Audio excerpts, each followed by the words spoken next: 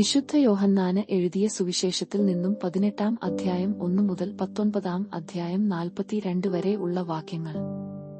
ഇതു പറഞ്ഞ ശേഷം യേശു ശിഷ്യന്മാരോടുകൂടെ കെദ്രയാണ് അരുവിയുടെ അക്കരെയെത്തി. അവിടെ ഒരു തോട്ടം ഉണ്ടായിരുന്നു. അവനും ശിഷ്യന്മാരും അതിൽ പ്രവേശിച്ചു. ലൂക്കാ. അവനെ ഒറ്റിക്കൊടുത്ത യൂദാസിനും ആ സ്ഥലം അറിയാമായിരുന്നു. കാരണം യേശു പലപ്പോഴും ശിഷ്യന്മാരോടുകൂടെ അവിടെ സമ്മേളിക്കാറുണ്ടായിരുന്നു. യൂദാസ് ഒരു ഗണം പടയാളികളെയും പുരോഹിത പ്രമുഖന്മാരുടെയും ഫരിസേയരുടെയും അടുക്കൽ നിന്നു സേവകരെയും കൂട്ടി പന്തങ്ങളും വിളക്കുകളും ആയുധങ്ങളുമായി അവിടെയെത്തി. തനിക്ക് സംഭവിക്കാനിരിക്കുന്നതെല്ലാം അറിഞ്ഞിരുന്ന യേശു മുമ്പോട്ടു വന്ന് അവരോട് ചോദിച്ചു, നിങ്ങൾ ആരെയാണ് അന്വേഷിക്കുന്നത്? അവർ പറഞ്ഞു, നസറായനായ യേശുവിനെ. യേശു പറഞ്ഞു, അത് ഞാനാണ്. അവനെ ഒറ്റിക്കൊടുത്ത യൂദാസും അവരോടുകൂടെ ഉണ്ടായിരുന്നു. ഞാനാണ് എന്ന് അവൻ പറഞ്ഞപ്പോൾ അവർ പിൻവലിയുകയും നിലംപതിക്കുകയും ചെയ്തു. അവന് വീണ്ടും ചോദിച്ചു, നിങ്ങൾ ആരെ അന്വേഷിക്കുന്നു?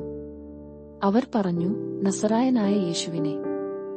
യേശു പ്രതിവചിച്ചു, ഞാനാണ് എന്ന് നിങ്ങളോട് പറഞ്ഞുവല്ലോ. നിങ്ങൾ എന്നെയാണ് അന്വേഷിക്കുന്നതെങ്കിൽ ഇവർ പോയിക്കൊള്ളട്ടെ. നീ എനിക്ക് തന്നവരിൽ ആരെയും ഞാൻ നഷ്ടപ്പെടുത്തിയില്ല എന്ന് അവൻ പറഞ്ഞ വചനം പൂർത്തിയാകാൻ വേണ്ടിയായിരുന്നു ഇത്.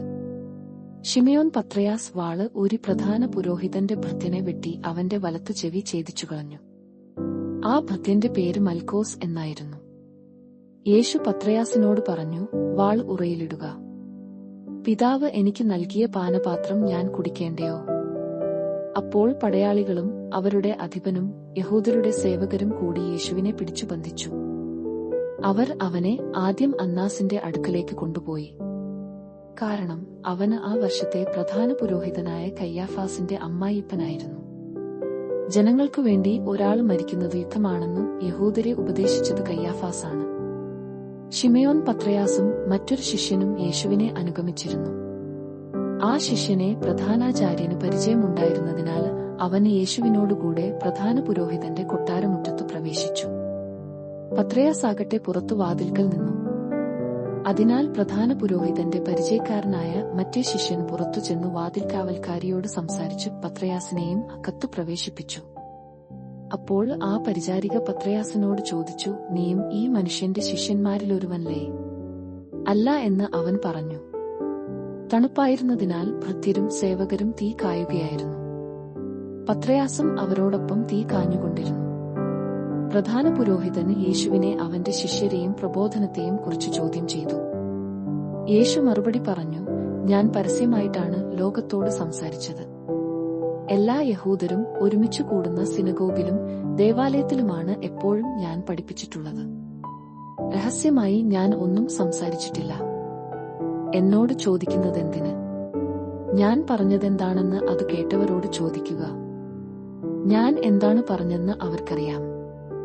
അവന് ഇത് പറഞ്ഞപ്പോൾ അടുത്തു നിന്നിരുന്ന സേവകന്മാരിലൊരുവൻ, ഇങ്ങനെയാണോ പ്രധാന പുരോഹിതനോട് മറുപടി പറയുന്നത് എന്ന് ചോദിച്ചുകൊണ്ട് യേശുവിനെ അടിച്ചു. യേശു അവനോട് പറഞ്ഞു, ഞാൻ പറഞ്ഞത് തെറ്റാണെങ്കിൽ അത് തെളിയിക്കുക. ശരിയാണ് പറഞ്ഞതെങ്കിൽ എന്തിന് നീ എന്നെ അടിക്കുന്നു? അപ്പോൾ അന്നാസ് യേശുവിനെ ബന്ധിച്ചു കയ്യാഫാസിന്റെ അടുക്കലേക്ക് അയച്ചു. ശിമയോൻ പത്രയാസ് തീ കാഞ്ഞുകൊണ്ട് നിൽക്കുകയായിരുന്നു. അപ്പോൾ അവർ അവനോട് ചോദിച്ചു, നീയും അവന്റെ ശിഷ്യന്മാരിൽ ഒരുവനല്ലേ? അല്ല എന്ന് അവൻ തള്ളിപ്പറഞ്ഞു.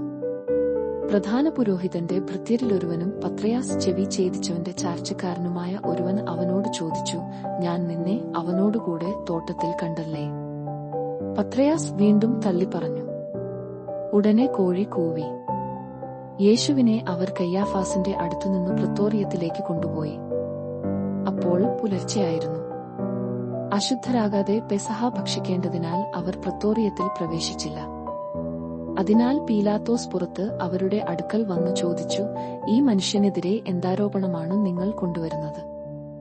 അവർ പറഞ്ഞു, ഇവൻ തിന്മ പ്രവർത്തിക്കുന്നവനല്ലെങ്കിൽ ഞങ്ങൾ ഇവനെ നിനക്ക് ഏൽപ്പിച്ചു തരുകയില്ലായിരുന്നു.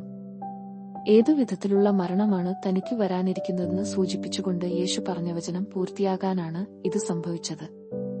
പീലാത്തോസ് വീണ്ടും പ്രത്തോറിയത്തിൽ പ്രവേശിച്ച് യേശുവിനെ വിളിച്ച് അവനോട് ചോദിച്ചു, നീ യഹൂദരുടെ രാജാവാണോ? യേശു പ്രതിവചിച്ചു, നീ ഇത് സ്വയമേവ പറയുന്നതോ അതോ മറ്റുള്ളവർ എന്നെപ്പറ്റി നിന്നോട് പറഞ്ഞതോ? പീലാത്തോസ് പറഞ്ഞു, ഞാൻ യഹൂദനല്ലല്ലോ, നിന്റെ ജനങ്ങളും പുരോഹിത പ്രമുഖന്മാരുമാണ് നിന്നെ എനിക്കേൽപ്പിച്ചു തന്നത്. നീ എന്താണ് ചെയ്തത്? യേശു പറഞ്ഞു, എന്റെ രാജ്യം അഹികമല്ല. ആയിരുന്നുവെങ്കിൽ ഞാൻ യഹൂദർക്ക് ഏൽപ്പിക്കപ്പെടാതിരിക്കാൻ എന്റെ സേവകർ പോരാടുമായിരുന്നു. എന്നാൽ എന്റെ രാജ്യം അഹികമല്ല. പീലാത്തോസ് അവനോട് ചോദിച്ചു, എന്താണ് സത്യം? ഇതു ചോദിച്ചിട്ട് അവന് വീണ്ടും യഹൂദരുടെ അടുത്തേക്ക് ചെന്ന് അവരോട് പറഞ്ഞു, അവനിൽ ഒരു കുറ്റവും ഞാൻ കാണുന്നില്ല.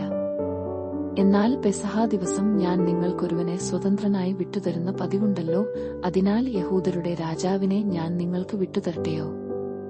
ഈ മനുഷ്യനെ അല്ല, ബറാബ്ബാസിനെ എന്ന് അവർ ഉച്ചത്തിൽ വിളിച്ചു പറഞ്ഞു.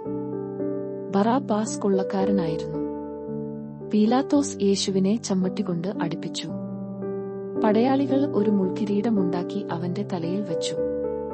ഒരു ചെമന്ന മേലങ്കി അവനെ അണിയിച്ചു. അവർ അവന്റെ അടുക്കൽ വന്ന്, യഹൂദരുടെ രാജാവേ, സ്വസ്തി എന്നു പറഞ്ഞ് കൈകൊണ്ട് അവനെ പ്രഹരിച്ചു.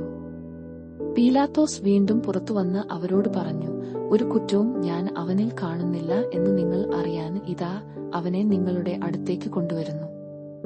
മുൾക്കിരീടവും ചെമന്ന മേലങ്കിയും ധരിച്ച് യേശു പുറത്തേക്ക് വന്നു. അപ്പോൾ പീലാത്തോസ് അവരോട് പറഞ്ഞു, ഇതാ മനുഷ്യൻ. അവനെ കണ്ടപ്പോൾ പുരോഹിത പ്രമുഖന്മാരും സേവകരും വിളിച്ചു പറഞ്ഞു, അവനെ ക്രൂശിക്കുക, അവനെ ക്രൂശിക്കുക. പീലാത്തോസ് പറഞ്ഞു, നിങ്ങൾ തന്നെ അവനെ കൊണ്ടുപോയി ക്രൂശിച്ചുകൊള്ളുവിൻ, എന്തെന്നാൽ ഞാൻ അവനിൽ ഒരു കുറ്റവും കാണുന്നില്ല. യഹൂദർ പറഞ്ഞു, ഞങ്ങൾക്കൊരു നിയമമുണ്ട്. ആ നിയമമനുസരിച്ച് ഇവൻ മരിക്കണം. കാരണം ഇവൻ തന്നെ ദൈവപുത്രനാക്കിയിരിക്കുന്നു. ഇതു കേട്ടപ്പോൾ പീലാത്തോസ് കൂടുതൽ ഭയപ്പെട്ടു. അവൻ വീണ്ടും പ്രത്തോറിയത്തിൽ പ്രവേശിച്ച് യേശുവിനോട് ചോദിച്ചു, നീ എവിടെ നിന്നാണ്? യേശു മറുപടിയൊന്നും പറഞ്ഞില്ല. പീലാത്തോസ് ചോദിച്ചു, നീ എന്നോട് സംസാരിക്കുകയില്ലേ?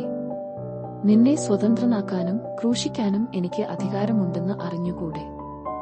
യേശു പ്രതിവചിച്ചു, ഉന്നതത്തിൽ നിന്നും നൽകപ്പെട്ടില്ലായിരുന്നുവെങ്കിൽ എന്റെ മേൽ ഒരധികാരവും നിനക്കുണ്ടാകുമായിരുന്നില്ല. അതിനാൽ എന്നെ നിനക്കേൽപ്പിച്ചു തന്നവന്റെ പാപം കൂടുതൽ ഗൗരവമുള്ളതാണ്. അപ്പോൾ മുതൽ പീലാത്തോസ് അവനെ വിട്ടേക്കാൻ ശ്രമമായി. എന്നാൽ യഹൂദർ വിളിച്ചു പറഞ്ഞു, ഇവനെ മോചിപ്പിക്കുന്ന പക്ഷം നീ സീസറിന്റെ സ്നേഹിതനല്ല. തന്നെ രാജാവാക്കുന്ന ഏവനും സീസറിന്റെ വിരോധിയാണ്. ഈ വാക്കുകൾ കേട്ടപ്പോൾ പീലാത്തോസ് യേശുവിനെ പുറത്തേക്ക് കൊണ്ടുവന്ന് കൽത്തളം, ഹെബ്രായ ഭാഷയിൽ ഗബ്ബാത്ത് എന്നു വിളിക്കപ്പെടുന്ന സ്ഥലത്ത് ന്യായാസനത്തിൽ ഇരുന്നു. അന്നു പെസഹായുടെ ഒരുക്കത്തിനുള്ള ദിവസമായിരുന്നു. അപ്പോൾ ഏകദേശം 6 മണിക്കൂറുമായിരുന്നു. അവൻ യഹൂദരോട് പറഞ്ഞു, ഇതാ നിങ്ങളുടെ രാജാവ്. അവർ വിളിച്ചു പറഞ്ഞു, കൊണ്ടുപോകൂ, അവനെ കൊണ്ടുപോയി കുരിശിൽ തറയ്ക്കൂ. പീലാത്തോസ് അവരോട് ചോദിച്ചു, നിങ്ങളുടെ രാജാവിനെ ഞാൻ ക്രൂശിക്കണമെന്നോ? പുരോഹിത പ്രമുഖന്മാർ പറഞ്ഞു, സീസറല്ലാതെ ഞങ്ങൾക്ക് വേറെ രാജാവില്ല. അപ്പോൾ അവൻ യേശുവിനെ ക്രൂശിക്കാനായി അവർക്ക് വിട്ടുകൊടുത്തു. അവർ യേശുവിനെ ഏറ്റുവാങ്ങി. അവൻ സ്വയം കുരിശും ചുമന്നുകൊണ്ട് തലയോടിടം, ഹെബ്രായ ഭാഷയിൽ ഗൊൽഗോഥ എന്നു വിളിക്കപ്പെടുന്ന സ്ഥലത്തേക്ക് പോയി. അവിടെ അവർ അവനെ ക്രൂശിച്ചു. അവനോടൊപ്പം മറ്റു 2 പേരെയും, യേശുവിനെ മധ്യത്തിലും അവരെ ഇരുവശങ്ങളിലായും. പീലാത്തോസ് ഒരു ശീർഷകം എഴുതി കുരിശിന് മുകളിൽ വച്ചു. അത് ഇങ്ങനെയായിരുന്നു, നസറായനായ യേശു, യഹൂദരുടെ രാജാവ്. യേശുവിനെ ക്രൂശിച്ച സ്ഥലം പട്ടണത്തിന് സമീപമായിരുന്നതിനാൽ യഹൂദരിൽ പലരും ആ ശീർഷകം വായിച്ചു. അത് ഹെബ്രായിലും ലത്തീനിലും ഗ്രീക്കിലും എഴുതപ്പെട്ടിരുന്നു. യഹൂദരുടെ പുരോഹിത പ്രമുഖന്മാർ പീലാത്തോസിനോട് പറഞ്ഞു, യഹൂദരുടെ രാജാവ് എന്നല്ല, യഹൂദരുടെ രാജാവ് ഞാനാണ് എന്ന് അവൻ പറഞ്ഞു എന്നാണ് എഴുതേണ്ടത്. പീലാത്തോസ് പറഞ്ഞു, ഞാനെഴുതിയത് എഴുതി. പടയാളികൾ യേശുവിനെ ക്രൂശിച്ചതിനു ശേഷം അവന്റെ വസ്ത്രങ്ങൾ 4 ഭാഗിച്ചു, ഓരോ പടയാളിക്കും ഓരോ ഭാഗം. അവന്റെ അങ്കിയും അവർ എടുത്തു. അതാകട്ടെ തുന്നലില്ലാതെ മുകൾ മുതൽ അടിവരെ നെയ്തുണ്ടാക്കിയതായിരുന്നു. ആകയാൽ അവർ പരസ്പരം പറഞ്ഞു, നമുക്ക് അത് കീറേണ്ട, പകരം അത് ആരുടേതായിരിക്കണമെന്ന് കുറിയിട്ട് തീരുമാനിക്കാം. എന്റെ വസ്ത്രങ്ങൾ അവർ ഭാഗിച്ചെടുത്തു. എന്റെ അങ്കിക്കു വേണ്ടി അവർ കുറിയിട്ടു എന്ന തിരുവെഴുത്ത് പൂർത്തിയാകാൻ വേണ്ടിയാണ് പടയാളികൾ ഇപ്രകാരം ചെയ്തത്. യേശുവിന്റെ കുരിശിനരികെ അവന്റെ അമ്മയും അമ്മയുടെ സഹോദരിയും ക്ലോപ്പാസിന്റെ ഭാര്യ മറിയവും മഗ്ദലേന മറിയവും നിൽക്കുന്നുണ്ടായിരുന്നു. യേശു തന്റെ അമ്മയും താന് സ്നേഹിച്ച ശിഷ്യനും അടുത്തു നിൽക്കുന്നത് കണ്ട് അമ്മയോട് പറഞ്ഞു, സ്ത്രീയെ, ഇതാ നിന്റെ മകൻ. അനന്തരം അവൻ ആ ശിഷ്യനോട് പറഞ്ഞു, ഇതാ നിന്റെ അമ്മ. അപ്പോൾ മുതൽ ആ ശിഷ്യന് അവളെ സ്വന്തം ഭവനത്തിൽ സ്വീകരിച്ചു. അനന്തരം എല്ലാം നിറവേറിക്കഴിഞ്ഞുവെന്ന് അറിഞ്ഞ് തിരുവെഴുത്തു പൂർത്തിയാകാൻ വേണ്ടി യേശു പറഞ്ഞു, എനിക്ക് ദാഹിക്കുന്നു. ഒരു പാത്രം നിറയെ വിനാഗിരി അവിടെയുണ്ടായിരുന്നു. അവർ വിനാഗിരിയിൽ കുതിർത്ത ഒരു നീർപ്പഞ്ഞി ഹിസോപ്പു ചെടിയുടെ തണ്ടിൽ വച്ച് അവന്റെ ചുണ്ടോടൊപ്പിച്ചു. യേശു വിനാഗിരി സ്വീകരിച്ചിട്ടു പറഞ്ഞു, എല്ലാം പൂർത്തിയായിരിക്കുന്നു. അവന് തല ചായ്ച്ച് ആത്മാവിനെ സമർപ്പിച്ചു. അത് സാബത്തിനുള്ള ഒരുക്കത്തിന്റെ ദിവസമായിരുന്നു. ആ സാബത്ത് ഒരു വലിയ ദിവസമായിരുന്നു. സാബത്തിൽ ശരീരങ്ങൾ കുരിശിൽ കിടക്കാതിരിക്കാൻ വേണ്ടി അവരുടെ കാലുകൾ തകർക്കാനും അവരെ നീക്കം ചെയ്യാനും യഹൂദർ പീലാത്തോസിനോട് ആവശ്യപ്പെട്ടു.